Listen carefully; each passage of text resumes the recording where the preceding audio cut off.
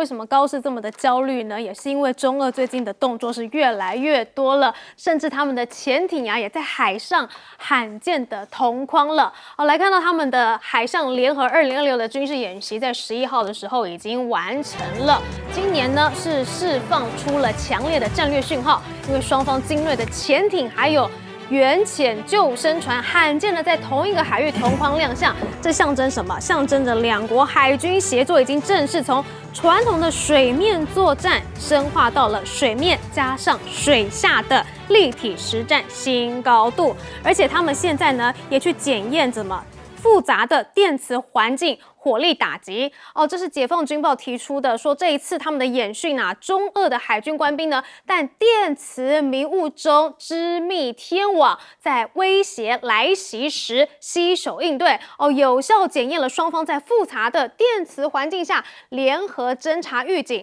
指挥、协同和火力的打击能力。好，当然不只是海上战力的大幅提升啊，现在他们对于美国本土的威胁呢也是越来越大了因为美媒的军事观察就发现了说，这个运油20还有轰6N 的空中加油组合呢，可以让解放军的战略轰炸机部队远程投送能力发生质变。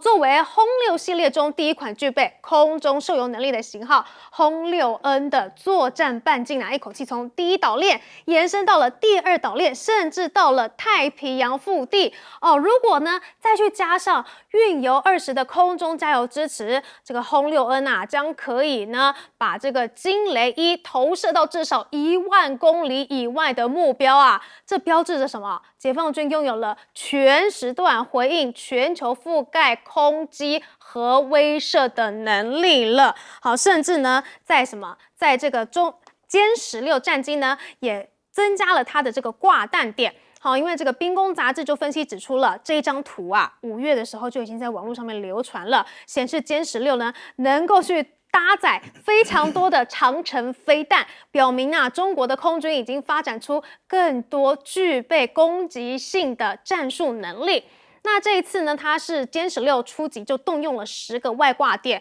已经接近极端挂载的野兽模式了，表示他们的长程战术能力呢，已经可以有扩大延伸的能力了。所以现在很明显的，中国的军事能力呢，真的是挡不住了。所以美国才想出了什么印太战略，找盟友一起来围堵。但是来看到这个印太战略，自己内部呢也是矛盾冲突不断因为呢，这个莫迪他前阵子呢才到这个纽西兰，但是他一走了之后呢，纽西兰外长呢就马上出来公开炮轰，说所谓的纽西兰跟印度的自由贸易协定双方呢对一项涉及200亿美元投资条款的理解到现在还存在分歧，即便莫迪都已经离开纽西兰了之后，这个分歧都没有厘清他就直言说这种情况真的是难以置信，太丢人了。甚至呢，在这个印度总理莫迪访问纽西兰的期间还有一群纽西兰人民竟然是到现场是举着牌子抗议示威，说什么？说结束印度大规模移民吧，还写着我们的自然美景不能成为垃圾倾倒场。好，不仅仅是这个不希望这个印度的移民过来就连这个奥迪访问当地的时候，当地人也没有再客气的。我们来听一下。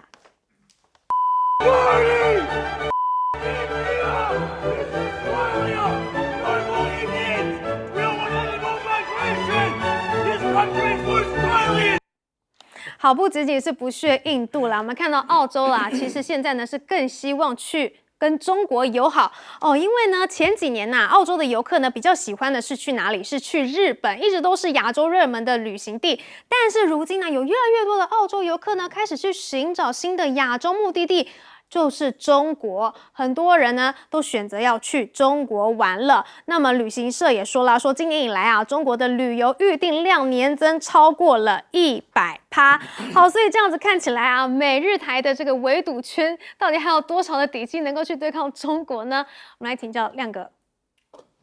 其实中国大陆最近不断的在秀肌肉了，都是秀给美国看的比如说2个礼拜前。他不是从那个094战略核潜艇发射那个巨浪，那个是浅色的洲际导弹那现在用轰6N 轰六 N 就是空中战略轰炸机，那它秀出金雷一，金雷一也是核弹头啊，就空射的洲际核导弹啊，所以你可以看到嘛，陆基的用发射井，潜艇用潜射，然后这个轰六 N 用空射，三位一体的、啊，全面的核威慑力量。你看时间那么短呢、潜艇才射完，现在空中再秀给你看，所以我觉得他就是要美国想清楚了，你真的要进第一岛链吗？你觉得跟我打你有胜算吗？你要不要重新评估一下风险？所以万一中国跟日本擦枪走火，你要介入吗？我觉得大概就这个意思，这个绝对是针对美国的嘛，而且那个潜艇也一样嘛，虽然它是飞越日本领空，可是对不起啊，那个如果是巨浪3日射12000公里耶，所以当然不是打日本啦、都跟美国有关嘛啊。那为什么最近急于做这些动作？显然我觉得王毅啊，跟卢比欧讲那个话也是很实在啦。我觉得已经近乎警告了啦，就说你们最近做的动作、啊，不管是纵容日本，或者是对台湾像古立言那样的发言啊，我觉得中国大陆是相当不满的、所以我觉得根本就是提警告了。可是警告也没用啊，因为卢比欧就装傻、啊，他回应王毅从头到尾没有提到台湾，也不提日本啊，所以那既然讲话就不能沟通，那只好用军事肌肉来沟通了。所以才会做这么多动作啦，不然你说那个歼16要挂那么多长程飞弹，这也很罕见了。超级满的。因为歼16它设计的目的不是要打长程作战的、啊，所以我觉得都是要秀给美国看啦，就是说你都不理我，你都在那边装神弄鬼，不回答正题啊，那我只好把我的军事肌肉一个一个秀给你看啊，那你自己去评估吧。所以坦白说啊，表示中美关系相当紧张啊，相当不好了哦。董军也不愿意见海格塞斯啊，对不对？那至于这个印度啊，其实印度在澳大利亚跟新西兰这个居留，然后留下来变成移民的非常多了，加拿大也是了啊。那就是他们出国就是准备不回去了啦，所以就会一个拉一个嘛。那我们不是要引进那个印度的外劳吗？移工啊，也是一样。我认为印度大概移工也不会想住台湾啦，可是他们的生活方式，实际上澳大利亚跟纽西兰有很多也还没有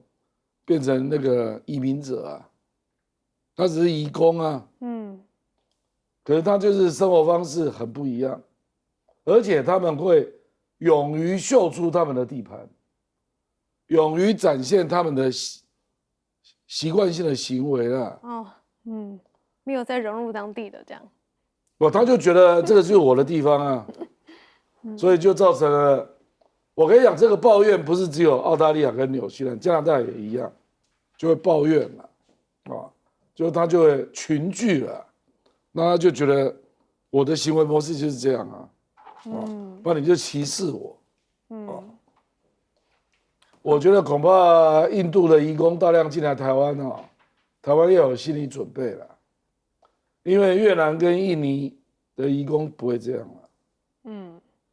真的就是印度了。你有看到越南、菲律宾、印尼的移工到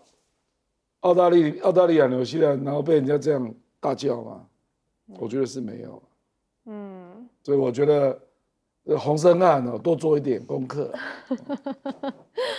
不过我们来看到了，现在呢，中国大陆是不是真的已经能够打击到美国的本土了呢？我们来请教张一婷教授。这轰六 N 它经过运油20的空中加油，那航程呢要到达突破8000公里，那就不成问题了。因为空中加油不是一次空中加油，可以在去的阶段空中加油，执行攻击完毕空中加油，反防阶段再继续空中加油，所以它航程是几乎要突破8000公里、10000公里，那更不是问题。然后上面如果是轰六 N 的话，N 的话就是 nuclear， 就是核武。那核武的话，它不是只是个头，它是挂在飞弹上面，这个飞弹就是经过轰六 N 一投射继续往前，那你的换句话说向前攻击的这个距离更远。那从中国大陆到第3岛链到夏威夷8000公里，到关岛3000公里，所以第1岛链、第2岛链、第3岛链都涵盖进去了。那核三位一体除了陆基的这种弹道飞弹之外，还有那上礼拜所试射的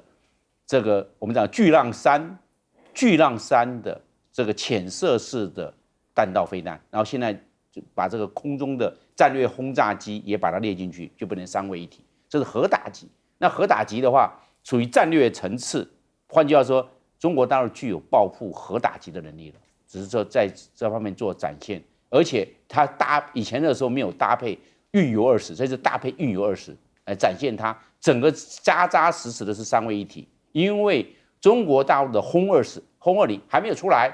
那轰六 N 目前还是扮演比较重要角色。因为我们来看，就是歼16的野兽模式。那歼16野兽模式，歼16有10个挂载，2个翼歼挂载，然后8个机翼挂载跟机腹挂载。那2个翼歼挂载挂霹雳10嘛，就是类似响尾蛇的短程这个追热式的这个空对空飞弹。那其他这个可以挂霹雳15 8个，还有派龙架挂8个。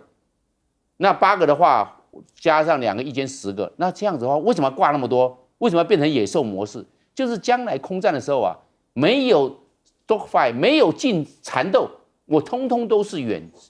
距，都在做远距发射、远距攻击。那这个4句话远距攻击啊，就可以把空优向前做延伸。那我们现在讲这个霹雳15的射程大概接近200公里，换句话说，它如果飞的是1000公里，那所有1000公里之外的，在200公里，那都要注意到。它整个作战包络线是那么的广哦，那换句话在第1岛链，它可能不用空中加油，就可以有效的执行任务完毕之后再回来，而且针对的是大机群。为什么？它挂的是10枚的霹雳飞弹。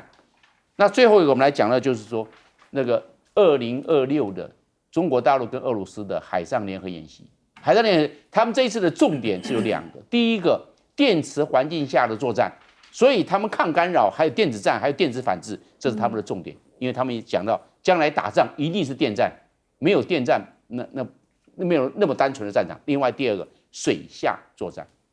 水下除了反潜之外，还有拿潜舰去攻击这个其他对方的军舰的。那所以这样子，他把这个以前的时候那个海上联合演习的水下作战原则上不演练，现在水下作战了，那个中国大陆跟俄罗斯也在演练当中。所以现在呢，中俄联军真的是让美日要紧张了哈。我们来请教问奇哥。我先讲莫迪跟这个卢克森的事情呢，因为我觉得这个非常的有趣，因为他的外长，如果各位去查一下这个比特斯的，基本上他其实没有在国内，他被完美的错开了，所以他回来的时候，他为什么骂了这个，觉得说这是一个非常丢脸啊，太不可置信了，因为第一个，他们所谓双方的这种自由贸易协定，印度到纽西兰100%，但纽西兰到印度95%，但这不是重点，他们重点是卡在所谓的200亿美元的这个投资，因为莫迪清清楚楚、完完整整讲了3次公，这个是你的承诺，你要说到做到。可是对于纽西兰国家这个国家自己，他说他只是 promote， 他只是说促进。结果我们的纽西兰外长觉得奇怪，这2个国家在莫迪走了之后，连这个都讲不清楚。但是，所以我觉得这件事情，我为什么先讲这个议题？我跟运成报告，我希望提供给赖政府，你的2500加2500，你要学人家纽西兰的做法，不是说一定要说到做到。你看看为什么他会这么生气？所以回过头，当然我们觉得印度人当然有特殊的民族性格，因为他们很照顾自己人。他对于这个所谓被人家讲说要滚回去，当然我们也反对所谓的种族歧视，但是我觉得值得印度人好好的去思考一下。至于我们看到的这个所谓的运20，这个运20跟这个轰6N 跟金雷一的一个结合，简单的来讲，我觉得中国大陆真的有头脑。为什么呢？因为一开始的轰6的系列，他们的机身的结构的构造，整个的当时候这个武器的设定，其实是设定在比较所谓的中短程。可是因为了整个国际局势，它即便把所有它的金属结构改成钛合金等等减重，可是还是没有办法达到所谓3位一体的长程的攻击，所以它才搭配了所谓运油20。那以运油20的基本上它的满载量大概原本上是100吨，但是如果7到80吨，基本上它原本轰炸的范围可以从原本的3500公里到5500公里，再加上假设以这个所谓轰6N 的一个速度跟高度的话，确实搭载了金雷一以后，确实能够涵盖整个所谓的北美，而且最重要一点，中国大陆在这边的设计上，我觉得它是聪明的，因为以往为了防止这些他们在北美大陆所谓的这个南边基本上南北都有防卫的状况下，现在有了运油20之后，它其实可以往北飞，往北冰洋，甚至往南飞，增加美国在拦截测试的时候的一个难度。换言之，不管从巨浪2、巨浪3到所谓的这个空射的这个所谓的运油20加这个轰6N，基本上老共的做法，我觉得值得台湾的国防单位，人家是怎么做？至于所谓的野兽挂载模式，只是它现在要比照类似 F18，基本上它要长时间的延时的控制整个空域的优势。至于最后我要讲一下俄罗斯的部分，因为俄罗斯跟日本的所谓的争议，因为日本一直站在美国长期对所谓的俄乌战争的状况下，在抵制俄罗斯，所以我觉得俄罗斯也在反制日本。好，另外我们来看到现在美伊的状态到底是如何呢？是已经全面开战了吗？因为美军呢又在美东时间11号晚间7点之后对伊朗发动了多轮的空袭，12日傍晚呢又在对伊朗展开新一波的攻击。伊朗很多的南部城市呢，都已经遭到了这个美国的空军来锁定了，甚至美国也首度出动了自杀海的无人机，是包括了什么呢？自杀式的空中无人机，甚至是无人体都来进行了实战攻击，展现了什么无人载具的协同作战能力。但是伊朗也不是吃素的，革命卫队宣称呢要回应美国的攻击，空军呢已经对了巴林还有科威特的美军基地发动攻击，甚至还损毁了在30英里外的贾比尔空军基地的雷达系统，而且来看到这个约旦的美军基地呢，确实呢出现了2大的弹坑这个是伊朗针对美军在这个约旦的空军基地发动的大规模导弹袭击，结果就出现了至少2个13英尺宽的撞击坑，而且伊朗也放话了说他们绝对呢会狠狠的紧抓住这个荷姆兹海峡，他认为这比数十枚的原子弹还要更加的重要。好，那这样子的情况之下呢，两方呢就会继续重演战事噩梦了吗？好，但是我们来看到啦，这起战事美国不是没有牺牲的耶。伊朗的传媒就说啦，伊朗对于科威特境内的美军目标发动无人机攻击的时候，造成了3名的美国士兵死亡。但是美国中央司令部是否认相关报道的。但是当初的时候，美军基地被攻击的时候，一样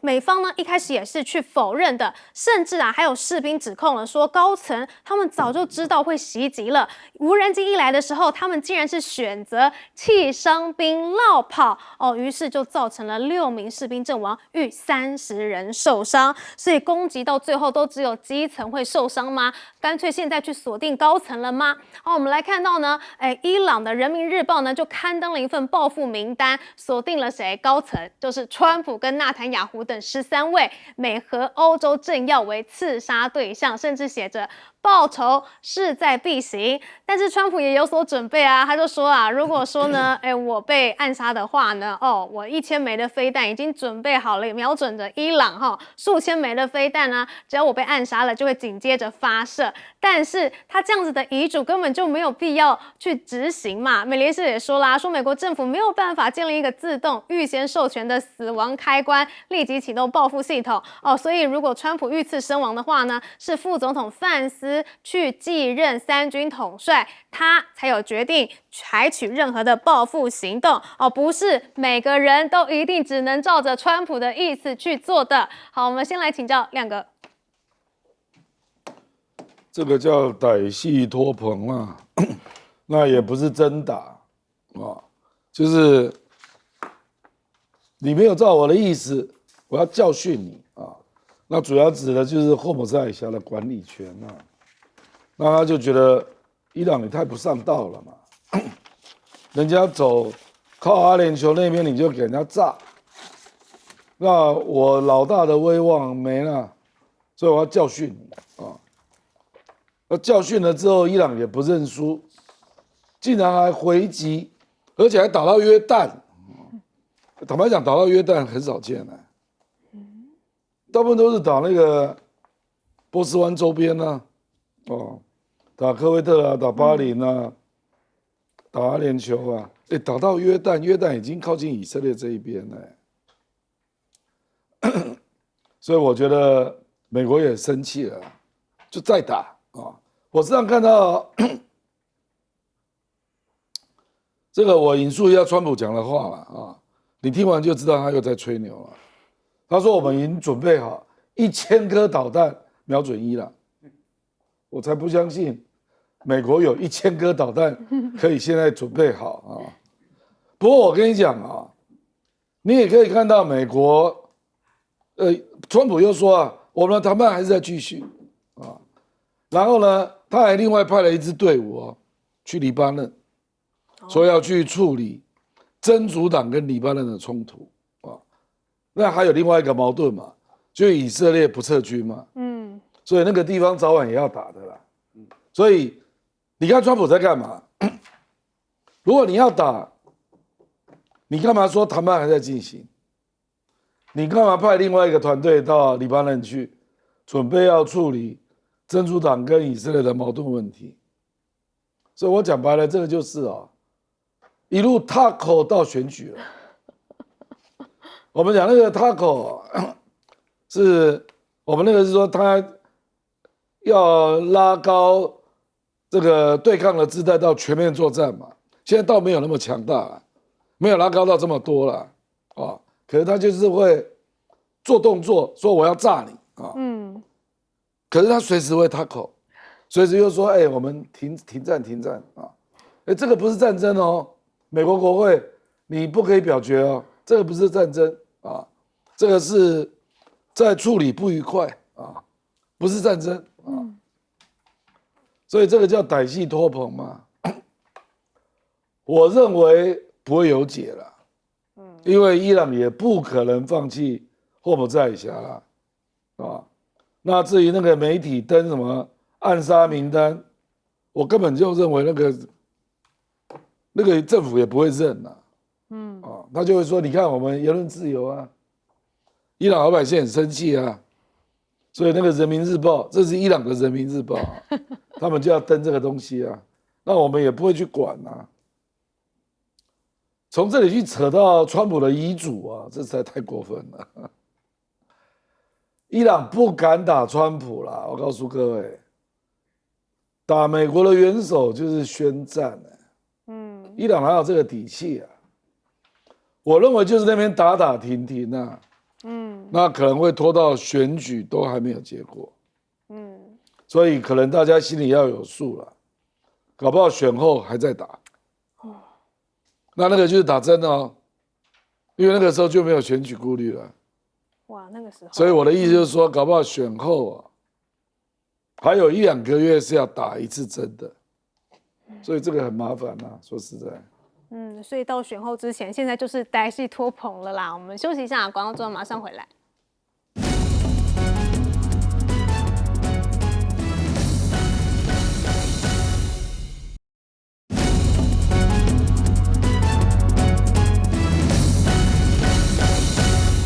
每哎，现在又重启战火了吗？请教张延廷将军。那只要是美国对这个伊朗动手的话，那伊朗对美国的是美国小打，伊朗小报复；美国大打，伊朗大报复；小打小报复，大打大报复。原则上是采取这样，因为伊朗看穿了美国有3件事情呢，不太去做。第一个，地面战，美国到现在没有准备地面战，这地面战要劳师动众，调兵遣将，不是光是美国的海军陆战队，包含美国的陆军、美国的空降特战都要动。美国目前没有调动的迹象，所以伊朗也知道美国是玩小的，不会进行地面作战。第二个，夺岛。美国也没有要夺岛，要夺岛的话就要去守岛，因为岛屿啊腹地小，易攻难守，攻了下来，美军驾轻就熟没有问题。但是守的方面要守多久？那守的话换句话说会造成美军在这一方面的战损，美国要不要承担？这就是问题。所以伊朗认为美国不会夺这个，包含荷姆斯海峡，包含波斯湾北部的哈尔克岛，我认为美国并没有这方面的这种战术打算。第三个呢，美国并没有要对伊朗全面轰炸，对全面轰炸，美国的现在的战斧巡弋飞弹的库存总共只有不到3000枚，一下用光了。那要派战机可以啊，在战机里就会有战损哦。美国 B-52轰炸机敢不敢深入伊朗的内部？不敢，因为被打下不得了，这是大事情。B-52轰炸机如果在伊朗被坠毁、被击中，大事情。那美国的 B-1跟 B-2要不要派？要派。如果被伊朗撂下1、2架，哦，那这具有指标性哦，对美国的士气来讲是损失非常大。所以美国在这一方面，这个战斧巡弋飞弹不够，战略轰炸有所顾忌，所以美国并不会对伊朗实施地毯式的轰炸，所以伊朗就有底气了。那你小打小报复，大打大报复就来了。所以现在来看的话，美军在这一方面的战略的铺陈，我认为并没有非常的周延，尤其是它的这个作战的这个战斧巡弋飞弹，还有它的远距遥攻武器，我认为它数量可能有很大的一部分已经支援乌克兰战场，所以它支援自己本身条件上是有所限制，所以伊朗看穿这一点，所以伊朗也敢继续跟美国梭哈，这边要小打小报复，大打大报复。所以川普还说有1000枚导弹，真的是当笑话看看就好了。我们休息一下，广告之后马上回来。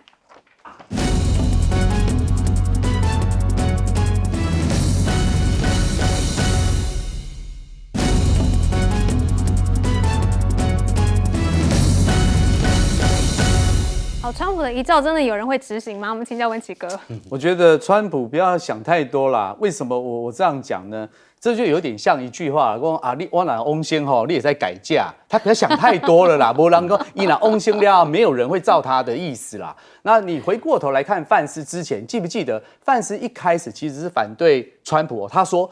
川普就像打在美国社会里静脉里的那个毒品针头，就现在他变成是挺川普。所以万一发生了，我来跟运成解释一下，根据美国宪法第25条修正案跟1947年的总统的继任法，坦白讲，基本上他的这个发生的几率不大哦。根据乌鸦言的作者，没有听错乌鸦言，他说，当人民等死时，美国的秘密生存计划，他讲了一句话，我觉得念给大家听。盖瑞特·葛拉夫说，基于各种原因，美国从未真正的采取所谓的死亡开关。所以我要讲，川普你不可能这杀戏了，因为大家觉得留你下来，其实非常的具有娱乐的效果。回过头来看这个所谓13个人的暗杀名单，我坦白讲，他们应该学习台湾的状况下，觉得哇，好棒棒哦，我可以列入这个暗杀的名单，代表我有一定的分量。否则这个东西大家听听就好。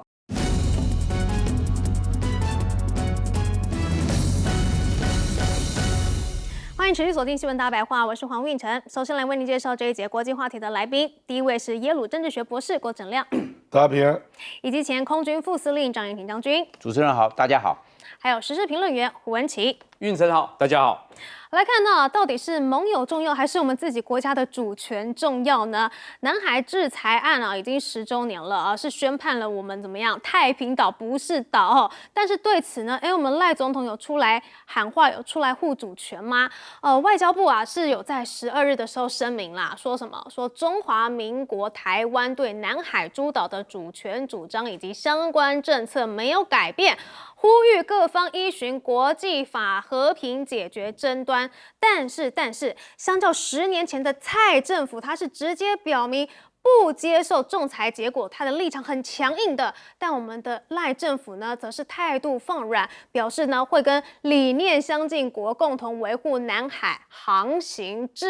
自由而且对此呢，庄瑞雄还解释了说，我们有捍卫主权啦，但是我们捍卫主权不需要像中国一样秀拳头。奇怪了，你出来抗议就叫做秀拳头吗？那你呛中国的时候，难道就不是秀拳头吗？好，所以现在呢，蓝营呢也呼吁说啊，为了要护住我们的主权呐，最好你赖总统在任内去登个太平岛吧。尤其我们知道啊，在马英九的期间呢，他其实是有登太平岛的。但是卸任之后啊，民进党政府对于南海主权的论述呢，就越来越消极，还越来越低调，导致啊，我国在南海议题上面呢，已经失去了着力空间以及国际声量。所以蓝营就呼吁赖总统，你真的应该要考虑在任内去登太平岛。好，不过对于这个南海仲裁案，我们来看到中国大陆他们是怎么去捍卫自己的主权的。这件事情呢，中国大陆的外交部呢发出了5点声明，去批评美国是在煽风点火。因为这个10周年之后呢，美日菲等14国呢竟然去发表了纪念南海仲裁案裁决的联合声明。那对此呢，中国大陆的外交部呢马上出来发表5点。批评美国，你明明就不在这边，还在这边煽风点火，还说这个仲裁案已经成为了中非关系和南海和平稳定的绊脚石，也只说日本你是不是也应该要放弃相应岛礁的海洋权利并且促使有关国家停止在南海问题上的挑是生非，去破坏南海和平。好，而且呢，这句话真的是说得非常好。如果说太平岛不是岛的话，那你日本有何权利去主张冲之鸟礁的专属经济海域呢？因为我们知道太平岛它其实呢，面积呢是0.51平方公里，而且它是有淡水可以去饮的，甚至上面呢有蔬菜、有虾禽就是可以在上面完全的生存，它根本就是个岛屿。但是在南海的仲裁上面呢，是说它不是岛，只是礁，所以不能有所谓的专属经济区和大陆交层。那所以中国大陆的外交部就说啦，那既然如此的话，在太平洋仅由2块面积不足10平方米的礁石组成的冲之鸟礁，日本你又有何权利去主张它是一个岛，有专属经济区呢？好，不仅仅是冲之鸟的问题现在呢，连冲绳这个大陆的学者也是认为了，日本根本就没有拥有管辖权。好，大陆的学者高志凯呢，又重提了1946年盟军677号训令，北纬30度以南的琉球群岛都不应该属于日本的领土范围，就是要日本你不要再双标了。好，但是呢，现在日本呢是面临了一个什么样的问题呢？高市现在在国内的执政也是非常的艰困所以他现在呢又继续来打安倍牌。我们来看到呢，因为安倍晋三的追思会11日的时候，高市出席了，那他又说希望自己能够成为像对方一样的战斗型政治人物，而且强调会继续来继承他的遗志，还说我现在的工作强度真的很强，有点力不从心了。但是我仿佛听到安倍在天上召唤我的声音，我不能倒下，我要活着完成他的生前志向。但是呢，他一直想要成为一个战斗型的政治人物，但是国内的民众好像不这么认为，他们是非常反战的。我们来听一下民众的心声。第二次世界大戦のようなことが再び起こされてしまうのはとても嫌ですし、本当にもう涙が出るような気持ちで、今の政治が本当にアジアの方々には特にすいませんという気持ちがあります。好，日本国内不止反战日本的商人更是身体很诚实因为现在呢，日本进口车的大型销售商要开始卖比亚迪了哦。7月10号呢，就公开开设中国比亚迪的正规专卖店。那这个社长就说了，说日本呢要迎来 EV 时代，要学习如何将我们的经验运用到 EV 上。我们认为拥有世界第一业绩的比亚迪是最佳伙伴。好，所以啊，看到了在这个商人的面前呢，还是有钱赚比较重要啊。那另外呢，在南海制裁案上面呢，我们的政府到底有没有在顾虑我们的国家主权呢？我们先来请教亮哥。其实我们基本上并没有接受南海仲裁啦，因为太平岛不是岛，这谁能接受啊？那我觉得是这样啦，就是你看那个美国搞了14个国家出来支持南海仲裁，这14个国家啊，在亚洲的只有菲律宾、跟澳大利亚、跟纽西兰。为什么东南亚国家都不表态？事实上，真的跟中国大陆有南海争议的，马来西亚有啊，文莱也有啊，那印尼是那个经济海域了啊，越南也有啊。为什么东南亚国家不表态？所以你就知道东南亚国家也不认同菲律宾那个说法了，你要说太平岛不是岛。不过你也不要类比到冲之鸟了，因为冲之鸟到现在全世界没有人认为它是岛了，联合国没有过啊，所以这个案子还是悬案啊，只是日本这边讲而已啦啊，所以我只是从这个角度看，你南海仲裁应该要尊重东南亚的国家吧，那你搞了14个国家都是欧洲国家，欧洲国家又不在这里，对啊，所以我说。所以让人家看了有点可笑了那基本上高市早苗要把自己类比到安倍，说也要持续战斗型的，他真的是完全扭曲了安倍。我跟各位讲安倍日本人不会把他说他是战斗型的他是内敛、言辞谨慎、公开场合。不会有情绪性的发言，所以很多人在形容安倍是说他是打柔道的，他没有酝酿到一定程度，他不会轻易出手的。结果高市早苗是搞一团乱嘛，他根本没有准备嘛，就开始搞台湾有事，日本有事。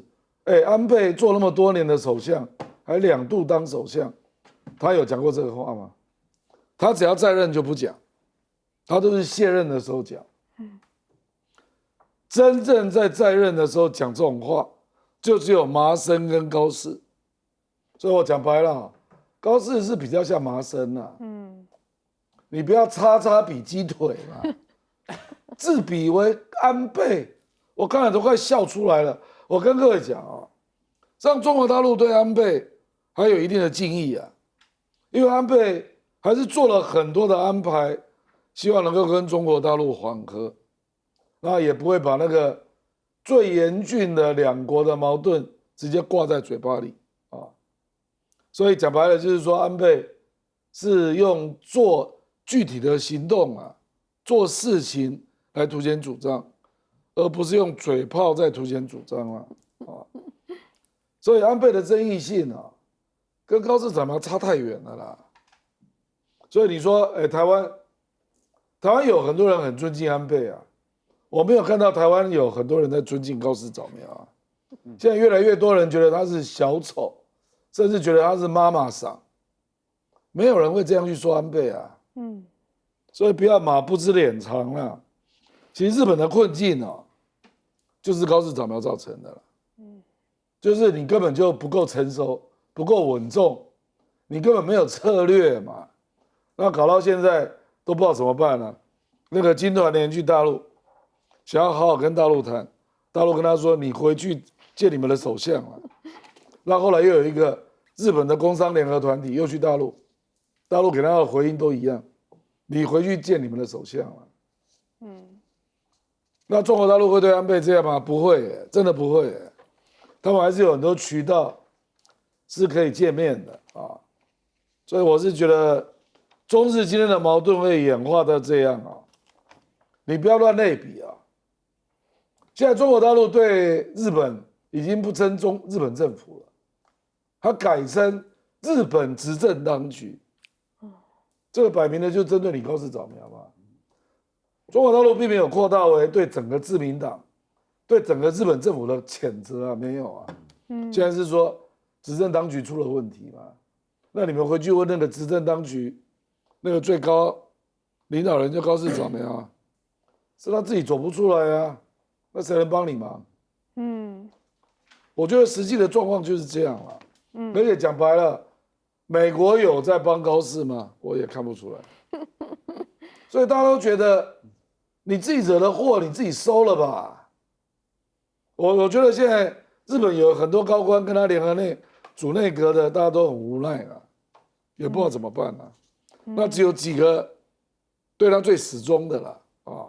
比如说那个经济厅的那个厅长，也是女生的啊，就跟他表现的一样强硬啊。可是我跟你讲，你们这些人哦，很快就会被时代的潮水给刷到旁边去了。日本早晚是要换政府的。好，不过来看到这个南海仲裁案的部分呢，我们的赖政府是不是真的是态度跟马政府还有蔡政府比起来是弱很多呢？请教张将军。对，我认为应该要极力来伸张我们的主权，因为在民国36年1947年，我们这个接收了2次大战完毕之后，接收了整个的南沙这个南海的海域，我们到时候那个时候已经划为11段线。因为北部湾另外2段线是因为越南的关系把它涂掉，但是9段线是存在的，所以整个南海350万平方公里整个海域应该按照我们的9段线原则，就属于中华民国的。因为1947年中华人民共和国并没有成立，中华民国共和国成立的是1949年10月1号，所以这很清楚，这是中华民国的传统的领土、传统的水域，应该这样来看。这有它这个历史性的，因为从明朝开始一直延续下来到中华民国这600年来，这两海的海域都是海南跟广东这些渔民在这边活动的。那现在我们有这个太平岛，太平岛是最大的天然岛，这整个南海来看，0.51平方公里，非常大，上面有淡水，还有羊，还有这些这个经济作物，香蕉、芒果、椰子树都有。还要跑道，这个非常完整的。这个岛屿啊，是有天然的淡水，只有2个岛一个就是这个太平岛所以这个非常珍贵。为什么不是岛？我们应该出来讲啊，因为这个时候最好讲，因为南海仲裁案10年，我们应该讲就是属于中华民国，要讲得很清楚。那至于有其他的两岸的问题，那是另外一回事情。但是最起码中华民国政府、中华民国还在，你为什么我们不说呢？你看，连日本那个冲之鸟礁，它只有很小，只有不到8平方公尺，就是2个乒乓桌那么大，就那么大。他就话说这个是冲之鸟岛，不叫做礁，叫做岛。我们这一方面，我们怎么软趴趴的呢？然后他就划经济海域呢，200海里的经济海域，200海里的经济海域，你一画出来啊，你就是拍R平方啊。就变成12万平方海里。我们讲的海里海里是1.85公里你看看多大，比5个台湾都还大。台湾36000平方公里，这个经济海域，所以我们渔民还不能进去呢。日本还这样做，我们应该抗议。你的冲之鸟礁，你不要叫岛，你写错一个字，那不叫岛是礁，你写错一个字，然后呢，我们渔民就可以过去了。你看它这样子，那么小2个乒乓桌，我们太平岛是冲之鸟礁的几百万倍大，你要算一算2个乒乓桌而已，它只有2个乒乓桌，我们是0.51平方51甲的地啊，多大的事！所以我认为政府要硬起来。马总统上过太平岛，蔡英文没有，那我认为赖清德要补考。陈水扁有，陈水扁有啊，但是这12年没有啦。我认为是不是要去？陈水扁有，我认为比照陈水扁上太平岛，然后乐时乐悲写4个字，对不对？国将永固，要这个样还是怎么样都可以啊。我认为这个是一个要有具体的行动，不要软趴趴。好，所以难道是我们的赖总统为了要迎合美国、迎合日本连太平岛的主权都愿意自我阉割吗？我们请教文琦哥。我们应该这样讲，你哪时候看过赖政府硬过了？虽然他说都变软，你看过他哪时候硬过？从日本的大哥哥小弟弟，美国人说我们偷了他的这个晶片，你有看过赖政府出来讲吗？你看到就是外交部跟国安会全部都是废话一张。全部都在讲只说不做，所以尤其让我最有感觉的就是看到这些说要跟理念相近国家，我觉得这些理念相近国家他用了太久，你干脆告诉我理念相近国家有哪些国家？刚刚我举出的例子，有哪个国家在真正的遇到了国家厉害的时候站在台湾这边？没有啊，所以你老是在糊弄台湾人民说我们跟理念相近的国家合作。我不晓得他到底是跟鬼合作还是怎么样。那至于庄瑞雄的批评，我觉得就听听就好，因为他不是搞国际政治外交，他根本不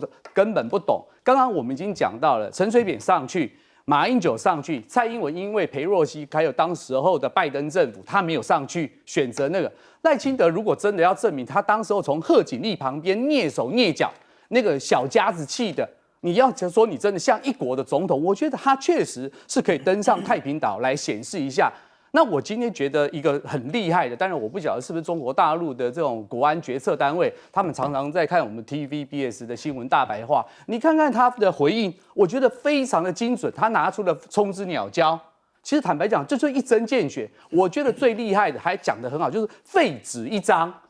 坦白讲，事实上就是如此。我跟大家引用一下。在所谓的南海仲裁的这个东西出来之前，因为我们知道当时候是美国在背后煽阴风点鬼火，然后给一些钱，然后这个菲律宾去找了一些他们比较喜欢的法官判了这个。可是在这个仲裁之前，各位我跟大家报告，哈佛大学的艾利森教授讲了一句话，我觉得值得念给大家听。他说：当然，中国和所有大国一样，无视国际法院裁决。联合国安理会5个常任理事国无一在涉及海洋法公约时候遵守仲裁裁决。当裁决侵犯其主权或造成国家利益时，尤其如此。各位好朋友们，你们知道吗？美国本身根本没有批准所谓的海洋法公约。遑论最近，不管是我们看到的委内瑞拉的侵袭，甚至在尼加拉瓜的港口布雷，你有认为美国人真的是一个像样的国家吗？所以我觉得这个美国的说法是可耻的。不管是立陶宛那14个国家，不是很好笑吗？啊，底拎刀啊啦！回过头来看这个高市早苗，我现在越来越替他担心了啦。各位，如果你们去仔细的看国际政治新闻，他虽然讲说他要战斗型国家，他最近的睡眠，我刚刚讲了，根据我如果没记错，《文艺春秋》说他现在一天只睡2个小时到4个小时。记不记得司马懿是怎么样拖死诸葛孔明？食少又睡少。所以他说他看到了安倍在跟他召唤，我觉得哎呦有这个味道哦，因为多行不义必自毙嘛。可是我觉得唯一可以让大家感觉到开心的是，日本的民众终于，尤其我看这是一个年轻的女生，她终于讲出了公道话，她替高市早苗道歉。高市早苗，你丢不丢脸呐？还要一个年轻的小女生帮你讲话。最后一个，你说所谓的这个比亚迪的事情，我只能讲引用一件事情：当张雪的机车的负责人说他的品牌、他的机车不用靠爱国主义的时候，这也就是日本跟欧洲为什么这么喜欢中国大陆的这种能源车，这就是实力胜于雄辩。